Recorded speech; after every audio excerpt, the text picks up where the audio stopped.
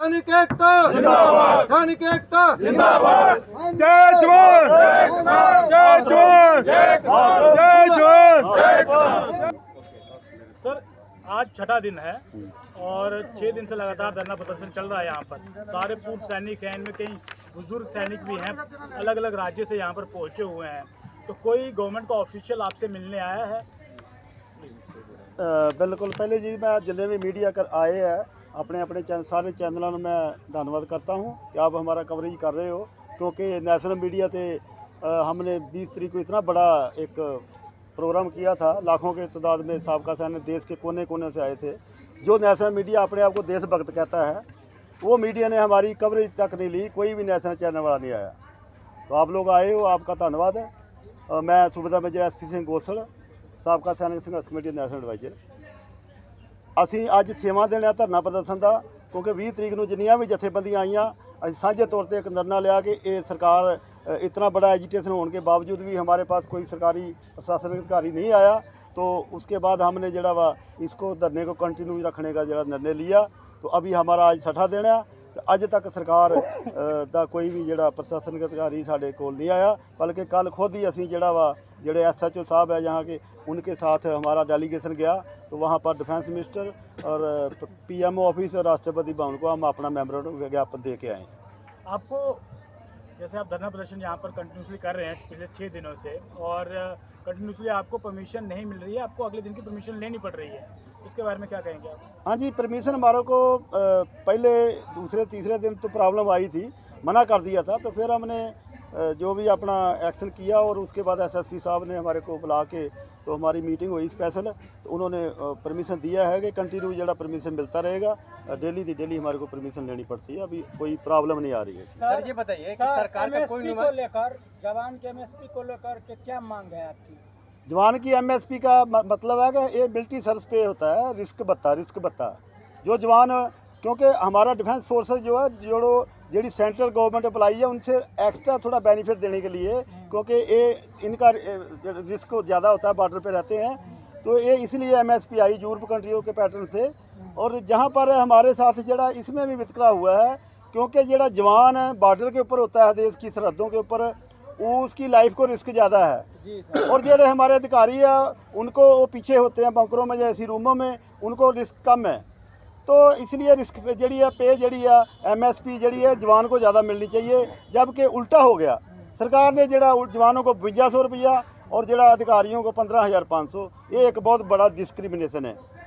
तो इसी के कारण ही हमारा जड़ा पेंशन में जड़ा ज़्यादा बढ़ोतरी नहीं हुई MSP के कारण। दूसरा जड़ा पे फैक्टर है, 7वां पे कमीशन होया, उहदे विच भी सरकार ने जड़ा डिस्क्रिमिनेशन किया है अधिकारियों के साथ। और हमारे को 2.57 दे के, अधिकारियों को 2.81 दे के, उसके कारण भी जड़ा ORP सेकंड डिवीज़न हुआ अभी जनवरी में सरकार ने अनाउंस किया। उसमें हमारे JCO जवानों को कोई खास फायदा नहीं होया, थोड़ा बहुत सिपाही तो हौलदार तक हुआ। उसके बाद JCO रैंक, ऑनरी रैंक और जो प्री मेचर आए हैं उनको उससे लांबे रखा गया, उनको कोई भी उसकी बढ़ोतरी नहीं हुई। आपके साथ भेदभाव हो रहा है? भेदभाव हो रहा है। क्यों किया जा रहा है ये भेदभाव? अब भेदभाव तो ये तो सरकार को सोचना चाहिए। भेदभाव का कारण ही ये है कि हमने आज तक जितनी भी एजिटेशन हुई है, हमने अधिकारियों का साथ दिया, अधिकारियों को मोटे किया, उनको अपना गुरु माना, क्योंकि हमने उनके पीछे संख्या बल दिखाया और अधिकारियों ने हमने उनके ऊपर विश्वास किया। और हमारे साथ ही हमारे काठ दिखा के सरकारों को ऊपर दबाव बना के उन्होंने खुद अपने बेनिफिट लिए और हमारे साथ विश्वासघात किया। उसी का कारण हमारे को आज जड़ा सड़कों के ऊपर JCO जवानों को आना पड़ा। नहीं तो पहले तो हम अधिकारियों के पीछे ही जो भी कोई एजिटेशन करते थे, लेकिन जब हमारे साथ धोखा हुआ है तब पूरे देश के साबका सैनिक जागे हैं और अलग तौर पर हम JCO जवान जो ओवर रैंक किया, उन्होंने हमारा एजिटेशन शुरू किया अपनी हकी मांगा वाला। सर आपने कहा, एक मिनट सर, आपने कहा कि अब तक सरकार का कोई नुमाइंदा आपसे मिलने के लिए नहीं आया है। हाँ, तो क्या इसे सरकार की बेरुखी समझा जाए? हाँ जी, बिल्कुल सरकार की बेरुखी समझेंगे। एक तरफ से हमारे प्राइम मिनिस्टर साहब बहुत हमदर्दी दिखाते हैं हमारे जड़े जवानों के साथ, होली दिवाली पे लड्डू खिलाने जाते हैं, लेकिन हम भी तो वो अभी हमारे सर्विंग जो है अभी कर रहे हैं, हम उससे पहले करके आए हैं वो ड्यूटियाँ। तो हमारा भी जड़ा साबका सैनिकों का भी जहाँ जेडे साडे शहीद हो गए आ बार्डर के उत्ते देश ਨੂੰ बचाने की खातर, उन्होंने शहीद परिवारों की तो पेंशन पहले भी नहीं बढ़ी ORP 1 तो ये भी कोई फायदा नहीं होया। तो जेडे साडे साथी जी विडो भैन वीर नारियां ने उन्होंने भी ORP का कोई ज़्यादा लाभ नहीं मिला। तो इस करके असी प्राइम मिनिस्टर के बेनती करते हैं कि जिमें तुसी जवानों का मनोबल बढ़ाने के लिए जाते हो बार्डरों के उपर या ग्लेशियर बर्फ के विच इदां जिहड़े असीं रिटायर हो गए साडी भी सुनी जाए, सानू जिहड़े साडे बनदे हक दिते जाण। तो क्या आप ये कह रहे हैं, आप प्रधानमंत्री को लेकर के ये कह रहे हैं कि हाथी के दांत खाने के कुछ और दिखाने के कुछ और, मतलब वहाँ बिल्कुल सर, ये तो जग जारी हो गया। देखो हम किस लिए बैठे हैं, हम हाँ हमारे साथ भी अगर जस्टिस हो तो हम इधर आने की क्या जरूरत थी हमारे को।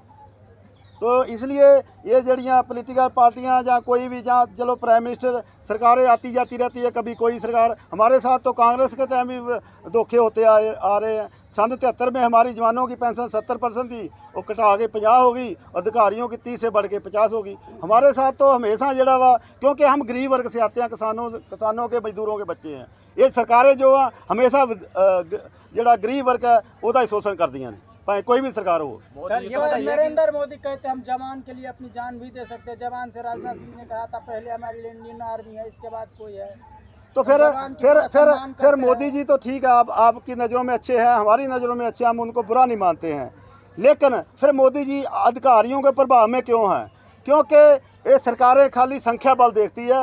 पहले संख्या बल अधिकारियों के पीछे था जब जंतर मंत्र में धरना चल रहा था, और जैसे हमारे साथ धोखा हुआ, अभी हम जितने जेसीओ जवान हैं पूरे देश दियाँ जेसीओ जवान संस्थावां हम एक झंडे बैनर थले इकट्ठियां हो गई ने। हुण सरकार नूं ये समझ लेना चाहिए कि संख्या बल, क्योंकि वो अधिकारी 3% हम 97% है। अभी सरकार को हमारी जेडे हकी मंगा ने उन्हां दा सल्यूशन करना ही पड़ेगा, नहीं तो वरना ये एजीटेशन लंबा चलेगा या होर भी कोई बड़ा असी कोर्स ऑफ एक्शन देवांगे बाद दे विच। त्योहार मोदी जी सैनिकों के साथ मनाते हैं, अभी पर्व आने वाला है होली का, तो क्या पूर्व सैनिकों के बीच में भी आ सकते हैं? तो पूर्व सैनिकों को खाली लड्डू खिलाने से ही क्या हमदर्दी है? जो पूर्व सैनिक बॉर्डर पे खड़े हैं गोली के आगे, उनको MSP क्यों नहीं बराबर करते? उनको भी मिलिट्री सर्विस रिस्क पे जड़ी है बराबर होनी चाहिए। हम नहीं चाहते कि अफसरों के बराबर हमारे को पेंशन मिले, अब अफसरों के बराबर हमारे को तनख्वाह मिले, लेकिन हम जो रिस्क पता है, जो अलाउंस है, वो तो बराबर होनी चाहिए। अभी एक लड़ाई के दौरान एक जवान की लत बाजू कटी जाती है तो उसको तो मिलता है या डिसेबिलिटी पेंशन 15 से 25 हज़ार। वहाँ पर एक अफसर की बाजू कटी जाती है या माइन ब्लास्ट हो जाती है तो उसको मिलता 2.5 लाख से ऊपर। क्या वो अफसर की बाजू सोने की है और जरा जवान उसका मिट्टी का बाजू है? इतना डिस्क्रिमिनेशन क्यों है? जबकि यूरोप कंट्री में तो ऐसा कुछ नहीं है, भेदभाव नहीं है, बराबर है। हमारे यहाँ क्यों है?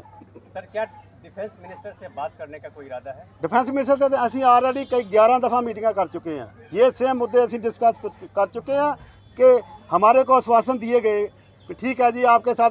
डिफेंस मिनिस्टर ने माना, सबसे पहले हम पारीकर साहब से मीटिंग किया था 16 में, तो उस टाइम ही उन्होंने माना था कि वाकई जवानों के साथ डिस्क्रिमिनेशन है, इसको हम धीरे धीरे जब सॉल्व करेंगे। उसके बाद सॉल्व करने तो चलो डिफेंस मिनिस्टर जो पारीकर साहब वो नहीं रहे इस दुनिया में। उसके बाद जो भी डिफेंस मिनिस्टर आए हैं उनसे हमने मीटिंगें की है। राजनाथ सिंह भी लास्ट मीटिंग हमारी 28 दिसंबर 22 को हुई थी।